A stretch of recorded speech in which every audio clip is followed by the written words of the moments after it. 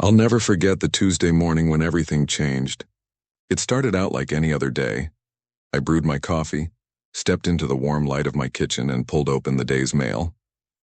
But tucked among the grocery flyers and utility bill statements was a heavy, official-looking envelope stamped with the kind of government seal that makes your stomach turn before you even tear it open. I wasn't expecting anything serious. My taxes were paid, my family land was well cared for, and though the HOA always found something to complain about, I never let notices linger long enough to become a real issue. Still, the envelope felt heavier than any letter should, as if the paper inside already carried the weight of bad news. I sat down at the kitchen table, sipped my coffee, and slid the papers free. The bold black letters stared up at me like the glare of a judge about to hand down sentence. The lien on your property has been transferred to Pinehurst Development Corporation. I blinked once, twice. My brain tripped over the words, refusing to process their meaning. Transferred? Lien? To a private company I'd never even heard of? I laughed out loud at the absurdity, the way one does when reality is so ridiculous it can't possibly be true. That laughter became a hollow echo in the quiet kitchen. This wasn't a joke. Some corporation aided by the HOA had somehow acquired legal control over my family's 200 acres.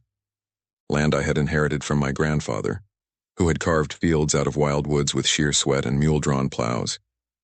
Land he always called freedom itself. Land he told me more than once, don't let anyone ever take it from you. They had taken it, and not for fair value.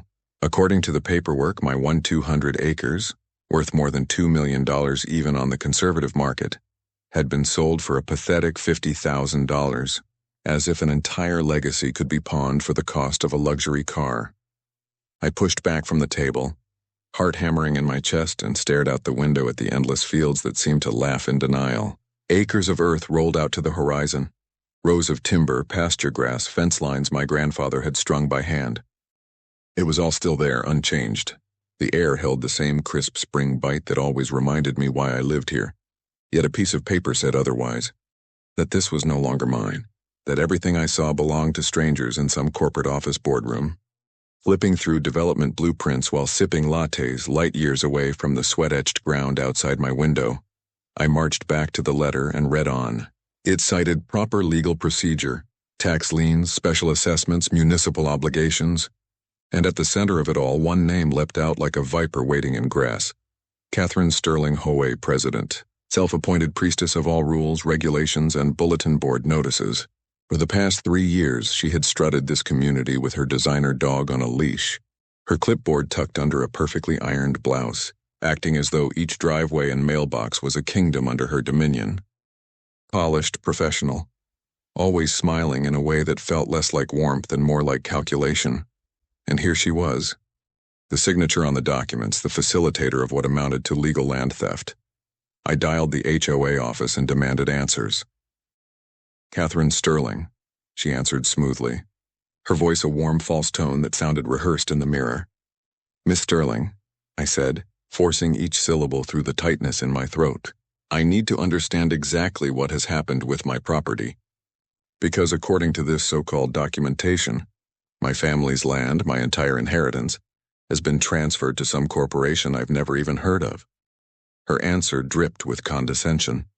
Well, as you can see from the paperwork, the property was subject to outstanding tax obligations requiring immediate resolution through established municipal procedures.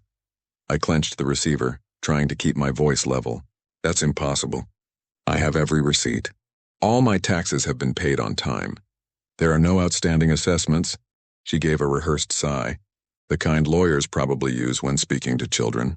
Mr. Walker, sometimes property ownership involves more complex obligations than the simple tax statements you pay every spring.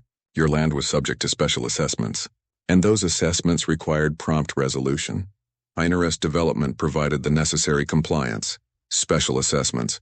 That phrase stuck in my mind like a thorn. Assessments I had never been notified of.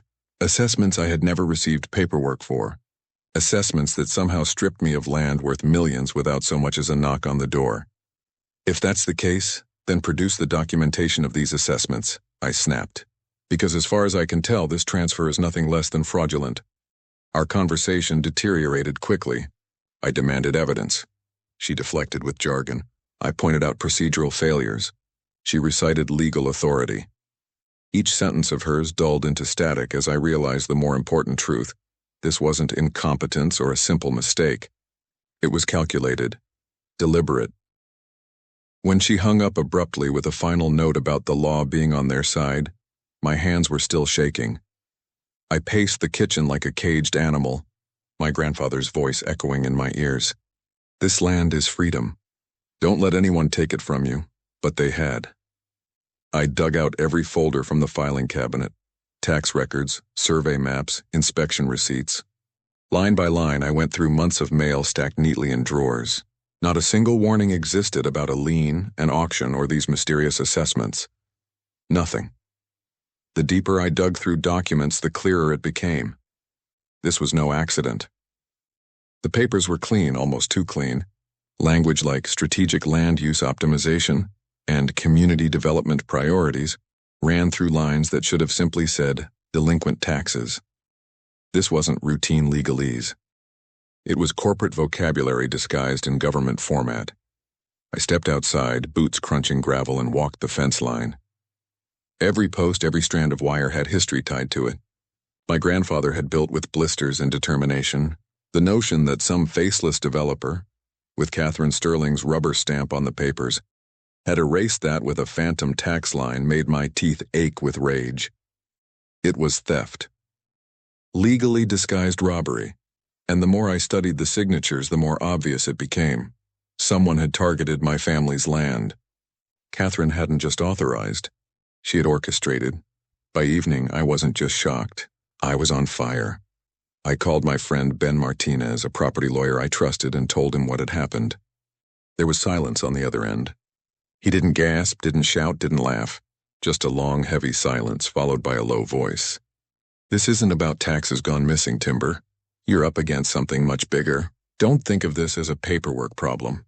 Think of it as a machine that's been running longer than you realize. The way he said it pulled the breath right out of me. A machine, and I'd just been crushed under its wheels. That night, I sat at my dining room table, paperwork spread like a war map, coffee growing cold at my elbow. Outside, the land slept in quiet rows, shadows of oak trees stretching against the moonlight. But inside I was wide awake to what was happening, awake to the theft, awake to the weight of a promise I whispered to the walls. They picked the wrong man. If Catherine Sterling and her developers think I'll roll over, they're dead wrong. If they want war, I tapped the deed of land I'd pulled from the fireproof safe, the one my grandfather had signed decades ago, his handwriting firm and proud. Then war is what they'll get.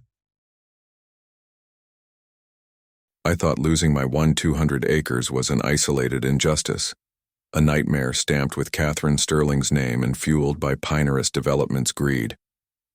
But once I pulled myself together enough to sit across from my friend and attorney, Ben Martinez, the shape of something far larger began to reveal itself. Ben's office was lined with case files, dusty cardboard boxes stacked high like soldiers standing sentry.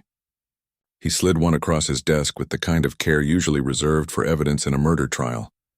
And I realized this wasn't his first time facing something this ugly. The man had decades of experience in property law, his career spent defending little guys like me against municipal loopholes. But even his steady, calm voice couldn't mask the unease when he said, "Timber, you're not the first, and you won't be the last, file by file." Ben showed me other landowners whose legacies had been taken, from the Martinez family who lost 80 acres of heirloom farmland overnight, to Mrs. Collins, an elderly widow whose orchard was swallowed whole while she was in the hospital. Each case followed the same script: vague special assessments, notices mailed to wrong addresses, auctions scheduled too quickly for owners to react, and then, like clockwork, Pinehurst Development swooping in to rescue the land. These families hadn't just lost dirt and timber, they lost bloodlines. Stories stitched through generations, history written in sweat. The pattern wasn't sloppy government error. It was precise, deliberate, and repeated. A tactic disguised as bureaucracy, sharpened into a weapon. And at the center, like clockwork, was Catherine Sterling, smiling from one set of documents to another, her signature opening the lock to every stolen acre. The realization left me sick. My loss, as massive as it was, wasn't special. It was business as usual in a rigged game. That realization hit harder when I began talking with the victims themselves. Mrs. Dorothy Hayes, frail but sharp as frost on a winter morning, sat across from me at the local diner with a file folder clutched in her liver-spotted hands. When she spread the papers on the table between us, I felt like I was staring at my own nightmare in duplicate. "They almost got me too," she whispered, fingers trembling. "But I keep records. I watch. They count on you being too busy or too trusting. And they never expected me to notice." She had clippings, receipts, even handwritten notes logged during community meetings, a 5-year diary of corruption. The Martinez family's name appeared in her scrawl, side by side with others who had been sandbagged by the same mechanics. What shocked me wasn't just the stories or the frequency, but the sophistication. These cases weren't random attacks. They were synchronized. Notices posted in obscure corners of courthouses only lawyers would check. Letters misaddressed with such regularity it had to be intentional, and auctions moved up at impossible speeds, stripping owners of their ability to hire representation. And every time, once the dust settled, Pinnerest stood as the sole victor, purchasing land at pennies on the dollar. To a corporation, these seizures added up to millions. To the rest of us, they tore at the very roots of what it meant to belong somewhere. Dorothy leaned forward, her eyes fiery despite her trembling body, and hissed words that made my bones chill. "They won't stop until everything worth having belongs to them." The weight of her words sank into me because now I understood that my fight wasn't just about my grandfather's land anymore. It was about a county, maybe even a state, being hollowed out by wolves wearing the collars of bureaucrats. The deeper I dug, the darker it became.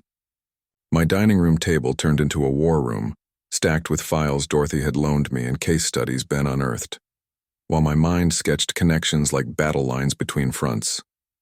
At first, my grief centered on the personal theft of a lifetime of family sacrifice, but as I charted names, dates, and figures, I saw the gears of a larger machine clicking in coordination. Catherine Sterling wasn't just some overreaching HOA president. She was a spider at the web center, tying knots between planning committees and development boards across 4 counties. The corporate name Pinnerest was only one mask. Behind it were networks of shell corporations designed to muddy trails of accountability, all of them feeding profits upward into the same hands. The scam was elegant in its cruelty. Target older owners with limited resources, slap on special assessments they couldn't possibly contest, seize land quickly under the guise of legality, and funnel it into the hungry maw of developers armed with lawyers and lobbyists. To the state, it looked like progress. To the victims, it was dispossession. And Catherine?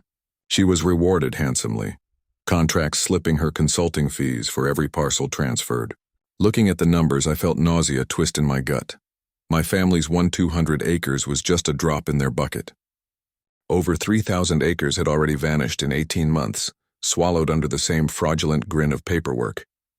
I stood in my living room window that night staring across the fields, and it felt different. Less like property, more like a battlefield. For the first time in my life, the horizon didn't look endless. It looked like a perimeter, and I was surrounded. At first it was subtle, so subtle I wondered if stress was just making me paranoid. The kind of tricks your mind plays when you live under the weight of something devastating. But all those tricks started adding together, and soon I knew I wasn't imagining it. Someone was watching me. I saw the same black sedan parked at the diner where I met Dorothy Hayes. A man in a brown jacket who pretended to glance at newspapers, but whose eyes shifted toward me too often in the courthouse lobby. Evenings I'd drive home and notice a pair of headlights staying 2 turns longer than any coincidence should allow. My calls sometimes had faint delays, the kind that make you think a third ear is pressed against the line. Emails arrived with odd promotions linked suspiciously to the same property law searches I'd made minutes prior. If I weren't so furious, I might have been impressed at the precision. Someone was burning resources to rattle me, and it was working. Sleep fractured into restless dozes, every creak of floorboards jolting me awake. The windows of my grandfather's cabin, once a sanctuary, now felt like eyes staring inward. All this fear did something to me.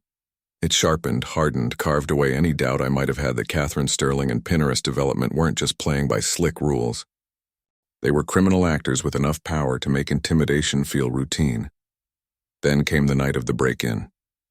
Even now, recalling the first sight of that door ajar makes my stomach twist with the same cold panic. There wasn't a splintered lock or broken window. Whoever came inside didn't force anything. They had keys or skills or help. My home wasn't vandalized. It was searched. Cabinets opened, drawers tipped, papers scattered in neat little blasts like grenades designed for fear.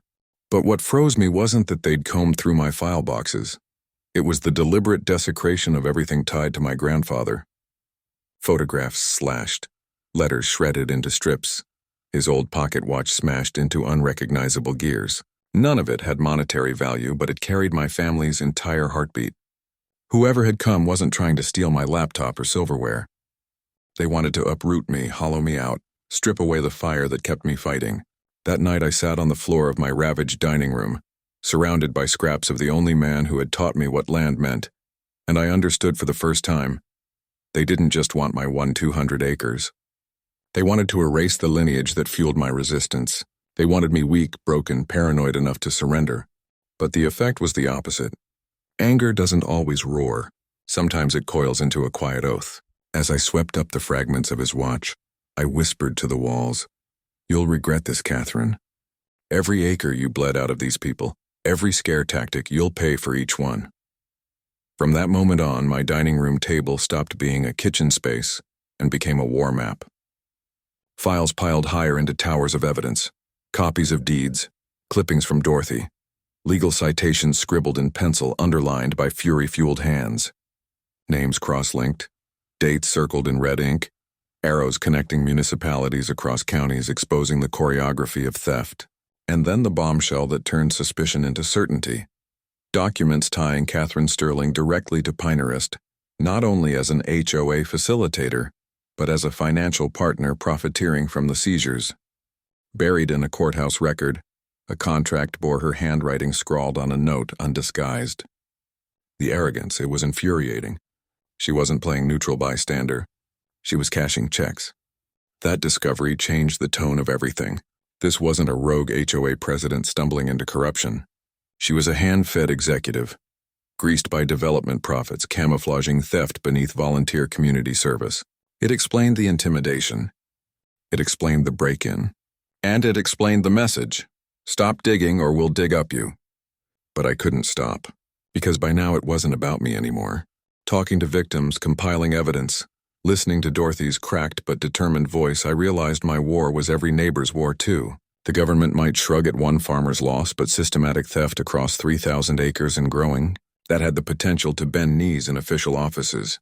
I looked at the fence line that night under a cold, star-swept sky, and finally stopped seeing property at all. What lay before me wasn't acreage. It was battlefield. And I wasn't paranoid anymore. I was a soldier in a war for something far larger than I'd ever imagined. Gina Martinez's arrival in my battle came like a new soldier sneaking into camp with secret weapons.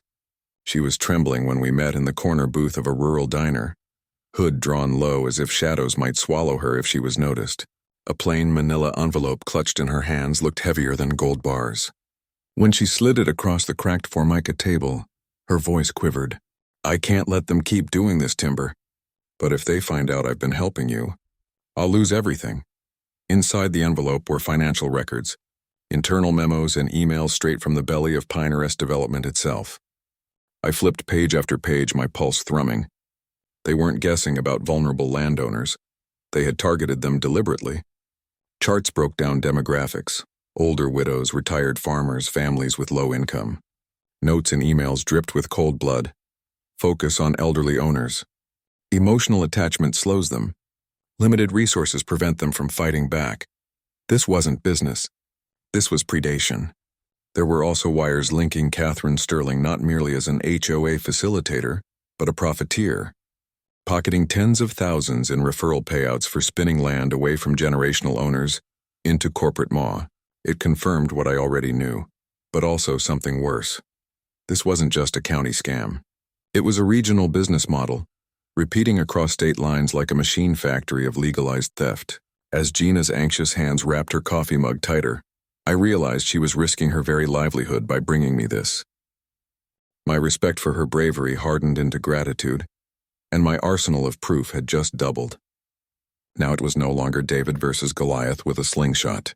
For the first time I carried a sword, forged from evidence and signed by insiders. The showdown came at the HOA meeting, the biggest one our community had ever witnessed. Word of corruption had slithered out through whispers, swelling into gossip, then roaring into outrage. By the time I walked into the sterile community hall that Tuesday evening, more than 100 folding chairs were filled with neighbors, far more than normal. Eyes darted not only toward me, but toward the head of the table where Catherine Sterling sat calm as stone, her blonde hair sprayed into immovable armor. She smiled, but it wasn't reassurance. It was poison-coated calculation.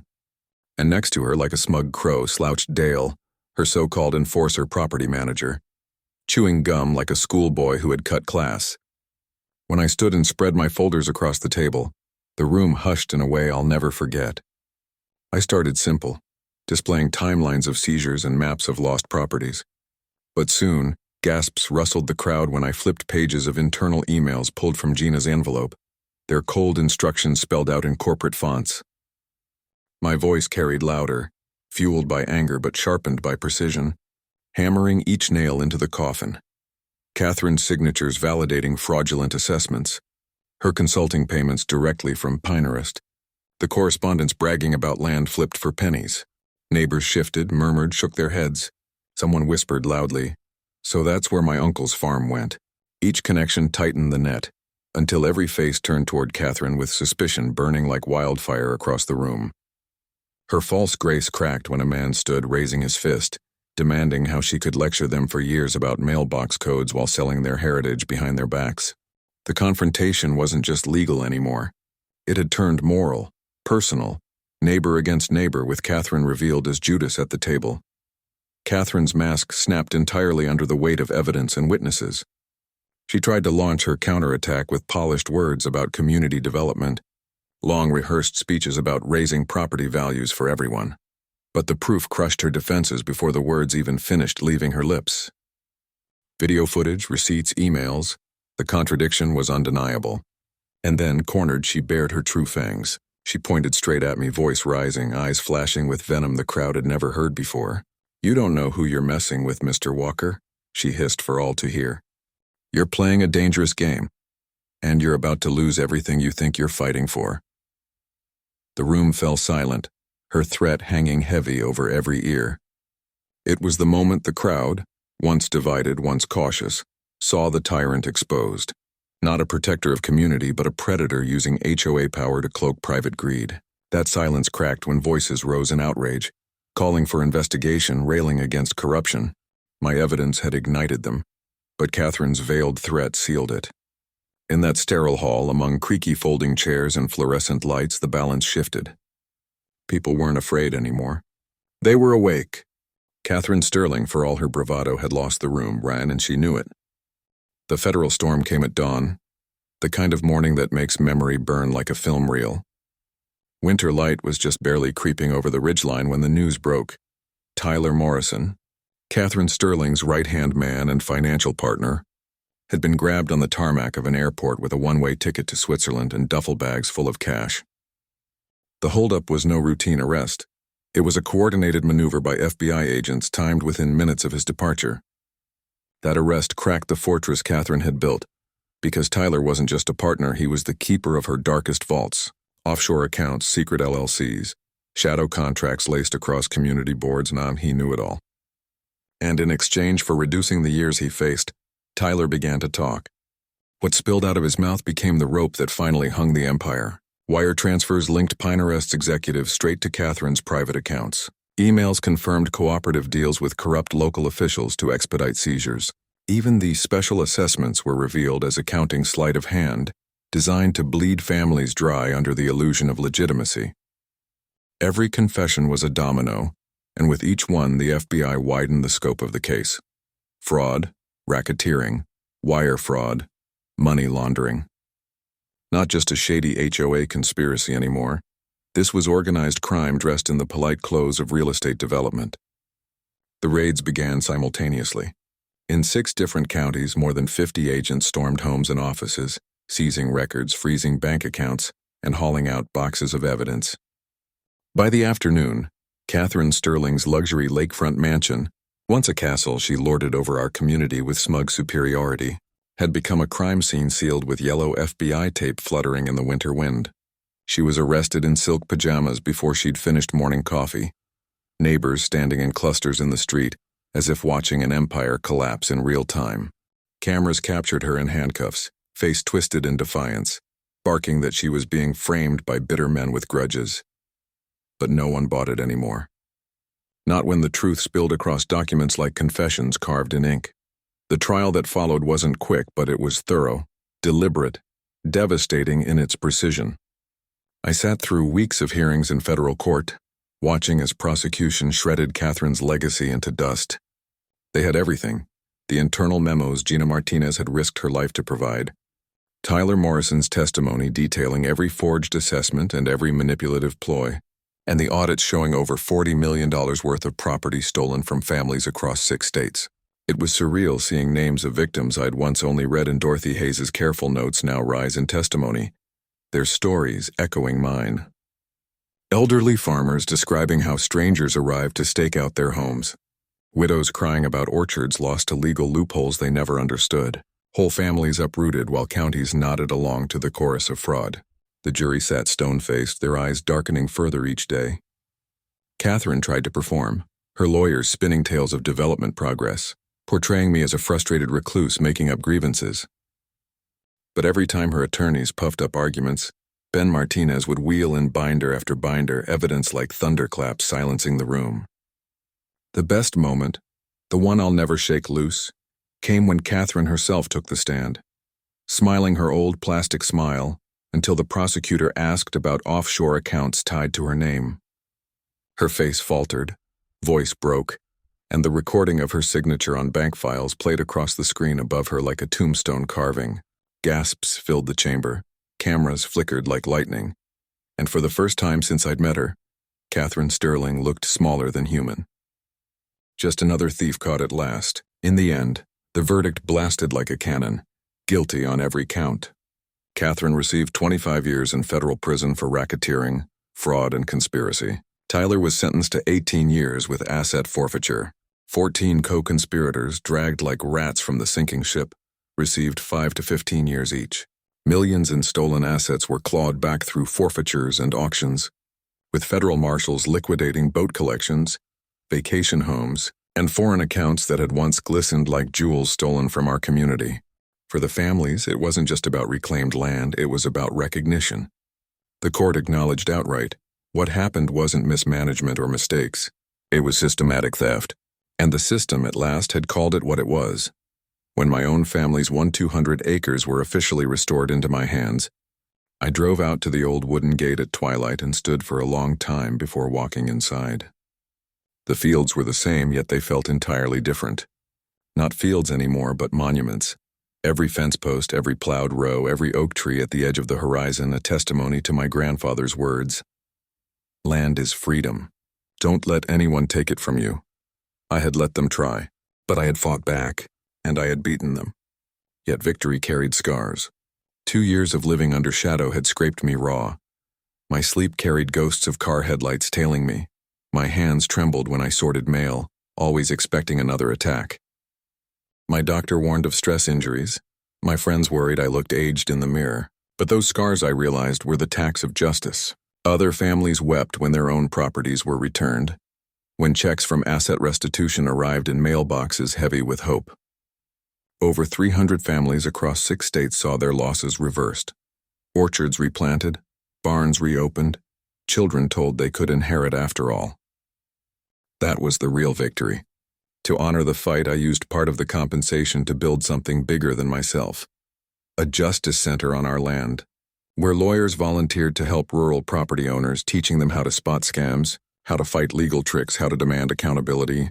Families visited not just to claim files and advice, but to share stories.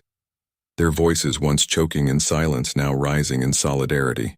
On the entrance of the center hangs a bronze plaque, in memory of those who lost land to greed, in honor of those who fought back. On dedication day, Dorothy Hayes stood next to me, her hands shaking as tears rolled down her face. Not from grief this time, but from pride.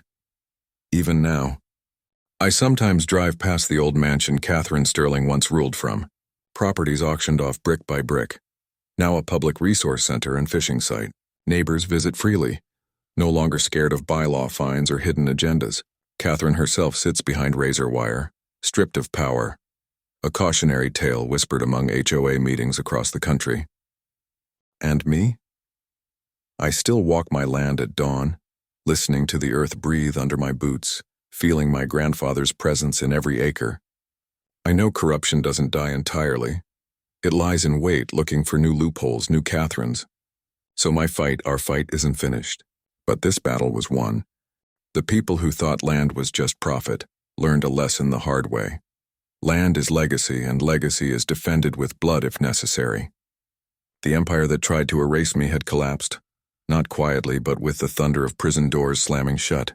And though my scars remain, so does my freedom. So does my family's name on this dirt. That is the sweetest justice of all.